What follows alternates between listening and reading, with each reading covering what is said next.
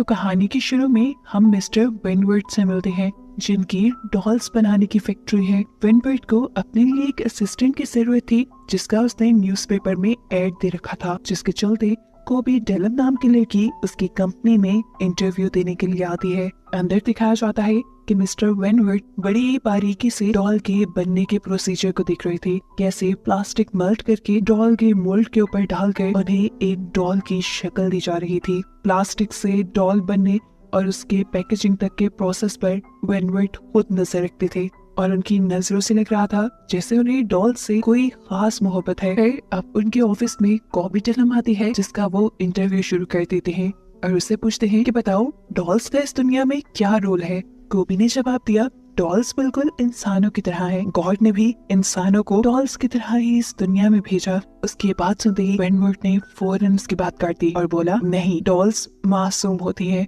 इंसान गुनाह करते हैं और डॉल्स कुछ नहीं करती। खैर, ये कहने के बाद वो कॉबी डेलन को घर जाने के लिए कह देता है। क्वालिफिकेशन रिक्वायरमेंट से ज्यादा होने के बावजूद भी उसे कॉबी इस जॉब के लिए ठीक नहीं लगी। हालांकि कॉबी ने उसे यकीन भी दिलवाया कि वो बहुत मेहनत करेगी और अपने आप को प्रूफ भी कर देगी। खैर, कॉबी जैसे ही घर जाने के लिए पीछे मुड़ी तो हमें दिखाया गया कि उसे विनवर्ट के ही किसी आदमी ने किडनैप कर लिया है। अब कॉबी को जब होश आया तो वो विनवर्ट के पैलेस में थी, जिस पैलेस को ठीक डॉल हाउस की तरह डिजाइन किया गया था। इस टाइम उसके सामने विनवर्ट खुद बैठा था, जो उसे बताता है कि अगला पूरा हफ्ता वो यही उसकी इस डॉल हाउस में गुजारेगी और किसी ब्यूटी पेजेंट गेम की तरह उसे यहाँ के हर गेम में पार्टिसिपेट भी करना होगा। लेकिन कॉबी को इस सब में इंटरेस्ट नहीं था। उसने बहुत ही प्यार से इनकार कर दिया, लेकिन विनवर्ट ने बताया कि यहाँ उसके पास कोई ऑप्शन नहीं है, उसे जो कहा गया है उतना उसे करना ही पड़ेगा। कॉबी उसकी बातों से बहुत ज्यादा घबरा चुकी थी।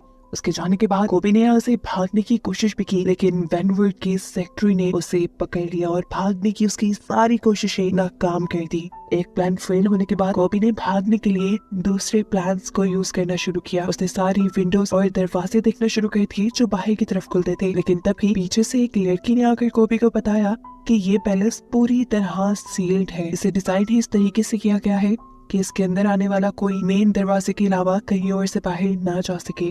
और वो लड़की ये सब इसलिए जानती थी क्योंकि उसने भी भागने की कोशिश की थी। अभी तक कॉबी को ये बात नहीं मालूम थी कि इस महल में और कोई भी कैद है, क्योंकि उसने अभी तक महल में सिर्फ बड़ी बड़ी डॉल्स के अलावा कुछ नहीं देखा था। पीछे मुड़ने पर पता चला कि ये बड़ी बड़ी डॉल्स असल में इंसान थी, जिन्होंने मुंह पे मास्क लगाया हुआ था और इन सबको भी विनवर्ट कॉबी की तरह ही किडनैप करके यहाँ लाया था इस अजीब से कंपटीशन के लिए। यहाँ पर मौजूद एक डॉल कॉबी को बताती है कि यहाँ पे होने वाला कंपटीशन असल में एक लड़की सिलेक्ट करेगा जो आइडियल होगी विनवर्ट के बेटे की माँ बनने के लिए, और बाकी जितनी लड़कियाँ भी उस कंपटीशन को हारेंगी या उसकी किसी भी गेम में अच्छा परफॉर्म नहीं करेंगी तो उसे विनवर्ट बहुत ही ब्रूटल यानी बुरे तरीके से मार डालेगा। इन सभी लड़कियों को किडनैप करने के बाद जब यहाँ लाया गया था तो सभी ने यहाँ से भागने की कोशिश की थी, लेकिन कोई भी यहाँ से कामयाब नहीं हो पाया। अब जिस लड़की ने कॉबी को ये बताया था कि वो यहाँ से भाग नहीं सकती, वही लड़की कॉबी को बताती है कि विनवर्ट एक बहुत ही परफेक्ट इंसान है। उसे अपनी जिंदगी में हर चीज परफेक्ट चाहिए, जैसे डॉल हाउस में परफेक्ट होती है। और 2 साल पहले उसे जब पता चला कि उसकी वाइफ उसे चीट कर रही है तो उसने उनको भी बड़ी ही अजीब मैनर में सजा दिलवाई। दोनों को बिना कपड़ों के उसने कुएं में भिगवा दिया और उस कुएं में फिर बिजली की तार छोड़ दी, जिससे वो दोनों मारे गए। अभी वो लोग ये बात ही कर रहे थे कि अचानक वहाँ पे तेज बहन होने लग गई। उस लड़की ने बताया कि अब विनवर्ट आने वाला है, उन्हें जल्दी से किसी डॉल की तरह तैयार होना होगा। बेल के बजते ही ये लोग एक खास रूम में जाते हैं जहाँ बहुत सारे कॉस्ट्यूम रखे हुए थे, जिनमें से हर लड़की अपने लिए एक कॉस्ट्यूम सिलेक्ट करके पहन लेती है और फिर किसी डॉल की तरह बुत बन के खड़ी हो जाती है। कॉबी ने एक क्लाउन यानी एक जोकर वाला कॉस्ट्यूम पहना था। इतने में ही विनवर्ट और उसका बेटा ऑटस रूम में आ जाते हैं। सारी डॉल ऑटस को अच्छी लगी, लेकिन कॉबी नहीं, जो एक क्लाउन बनी हुई थी। और इससे पहले कि कॉबी को मार दिया जाता, ऑटस को इम्प्रेस करने के लिए कॉबी एक मैजिक ट्रिक दिखाती है। अपने पास पड़ी हुई एक कार को अपने अंदर की टेलीकाइनेसिस पावर से चला कर दिखाती है, यानी उसने अपने ब्रेन के जरिए कार को कंट्रोल करते हुए चला दिया, जो देखकर ऑटस इम्प्रेस हो गया और कॉबी की जान बच गई। ऑटस को ये जादू देखकर यकीन नहीं आया। उसने कॉबी से ये जादू दोबारा करने को कहा, लेकिन कॉबी ने इनकार कर दिया और जवाब में उसे ऑटस का वैसा ही बिगड़ा हुआ रूप देखना पड़ा जैसा विनवर्ट का यानी उसके डैड का है। ऑटस उसे मारने का हुक्म देने ही वाला था लेकिन तभी कोबी ने उसे दोबारा इस कार को चला के दिखा दिया और ऐसे उसने ओटिस की अट्रैक्शन पाली। ओटिस और वेनवर्ट के यहाँ से जाने के बाद सभी लड़कियां अपने रूम में थी और सभी अब कोबी के बारे में ही बात कर रही थी और ऑरेलिया को तो टेंशन होने लगी थी कि ऐसे तो जादू से कोबी ओटिस को अपनी तरफ कर लेगी और हम सब मर जाएंगे। ऑरेलिया काफी सेल्फिश थी, वो हर हाल में ये पेजेंट जीतना चाहती थी ताकि सिर्फ उसकी जान बच जाए और वो ओटिस की माँ बन के यहाँ रहने लगे। कोबी ने उसकी सारी सोच को समझते हुए उसे समझाया, देखो ऑरेलिया, ये पेजेंट जीत कर ओटिस की माँ बन के यहाँ रहना कोई बड़ी बात नहीं है। बड़ी बात ये है कि हम किसी तरह सबको यहाँ से बाहर निकाल लें। अभी वो लोग ये बात ही कर रहे थे कि एक और मरतबा अलार्म बजने लगे। सभी जल्दी से डॉल की तरह तैयार हुई और डाइनिंग रूम में आ गई। वेनवर्ट ने सभी को टास्क दिया टेबल सेट करने का। इन सबके पास सिर्फ 1 मिनट था। जो सबसे बुरा टेबल सेट करती वो मारी जाती। कुछ तो ये काम काफी अच्छे से कर सकती थी, लेकिन कुछ लड़कियां बहुत ही ज्यादा कंफ्यूज और पैनिक हो गई। ऐसे में सिर्फ ऑरेलिया ही काफी कॉन्फिडेंट नजर आ रही थी अपना टेबल सेट करने में। कोबी को भी टेबल सेट करना नहीं आता था, इसलिए उसने ऑरेलिया को कॉपी करना शुरू कर दिया। लेकिन लास्ट ही मिनट ऑरेलिया ने एक चेंज कर दिया।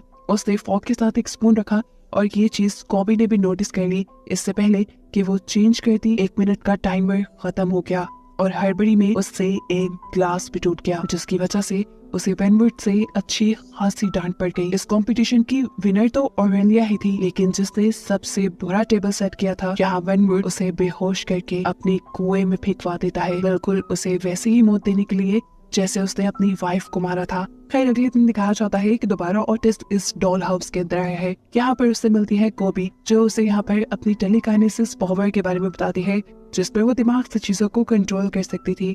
वो यहाँ पे ओटिस का माइंड चेंज करने की कोशिश करती है और उससे वादा करती है कि अगर ओटिस ने कोबी को जितवाया तो वो कोबी के लिए सबसे अच्छी मोम साबित होगी और कोबी उसकी मोम सिर्फ तभी बनेगी जब ओटिस अपने डैड को कन्विंस करेगा कि वो इन सारी किलिंग्स को रोक दे, यानी पेजेंट पे हारने वाली लड़कियों को मारने के बजाय वो ऐसे ही छोड़ दे।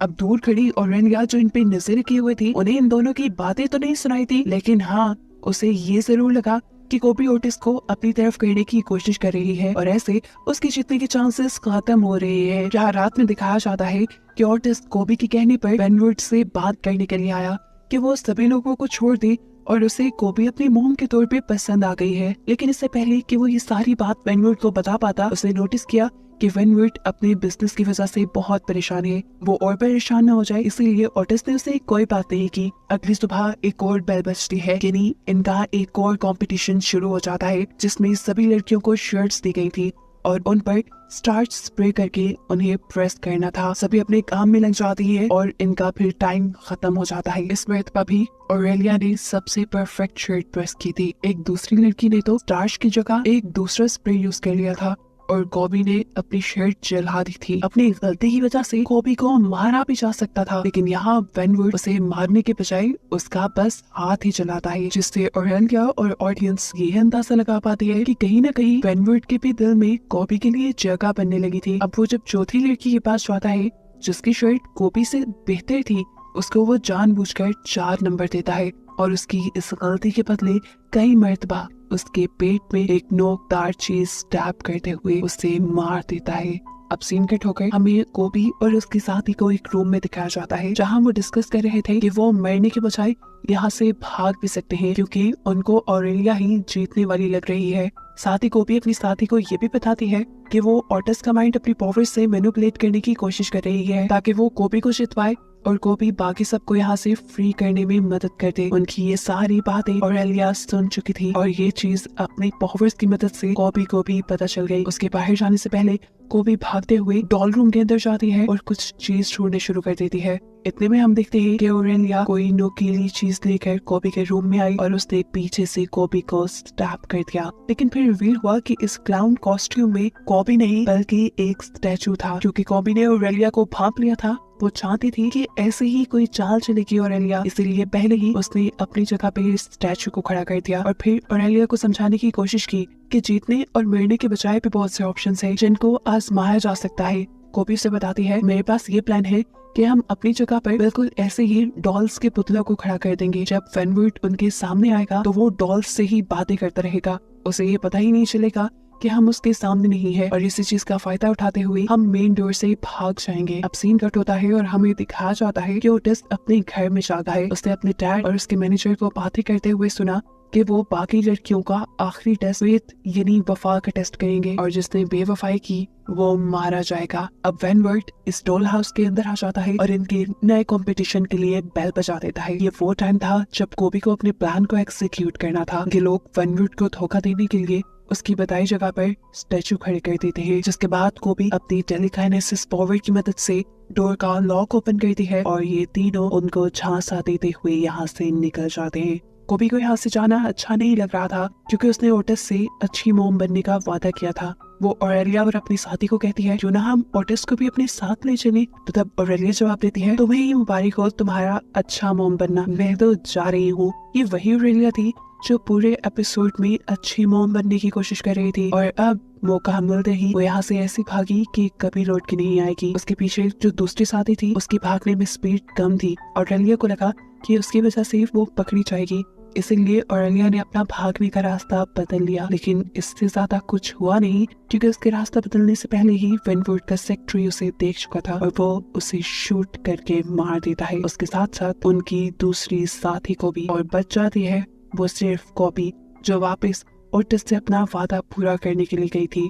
उसकी वफादारी को देखते हुए अब वेनवुड ने फैसला किया था कि वो कॉबी को ही अपने बेटे की मोम के तौर पे एक्सेप्ट करेगा। अब सवाल यह है कि उसे ऑरेलिया और दूसरी लड़की के भागने के बारे में पता कैसे चला। असल में उसने इन बड़ी बड़ी डॉल्स के अंदर माइक्स लगाए हुए थे जिसकी वजह से वेनवुड पहले ही इनके प्लान के बारे में जान गया था और इसीलिए तो वो इनका फेथ टेस्ट ले रहा था जिसमें कोबी पास हो गई क्योंकि वो वापस ओटिस से अपना वादा पूरा करने के लिए आई थी।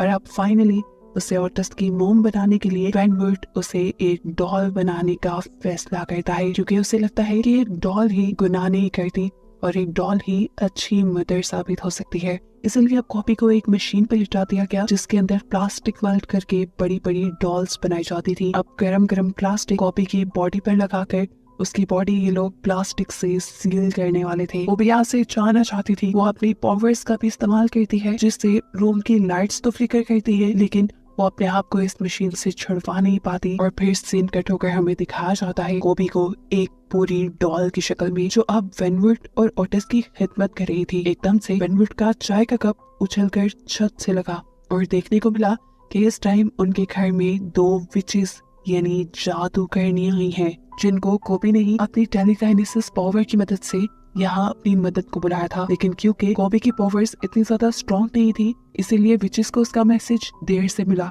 एक विच अब अपने मैजिक से कोबी के ऊपर से उसका प्लास्टिक रैप तोड़ देती है और उसे वापस एक इंसान बनाती है। ये लोग कोबी को यहाँ से अब बचाने आए थे। एक विच कोबी को अपने साथ चलने को कहते हैं लेकिन जाने से पहले कोबी ने ओटिस को भी अपने साथ चलने को कहा क्योंकि उसने ओटिस से अच्छी मोम बनने का प्रॉमिस जो किया था। इस टाइम पर वेनवुड कुछ बोल नहीं सका क्योंकि विचेस ने अपनी पावर से उन्हें फ्रीज किया हुआ था। जाने से पहले एक विच उसे और उसके सेक्रेटरी को साथ ही साथ उसके डॉल हाउस को भी जला देती है। और फिर स्टोरी के लास्ट में हमें ओटिस और कोबी को एक साथ एक नए मेंशन में जाते हुए दिखाया जाता है जहाँ कोबी ने ओटिस से कहा कि तुम अपने पहले नाम को भूल जाओ, आज से तुम्हारा नाम चार्ल्स है और मैं तुम्हारी मॉम। ओटिस उसकी बात सुनते हुए हाँ में सर हिलाता है और बस यही दिखाते हुए ये कहानी यहाँ खत्म हो जाती है।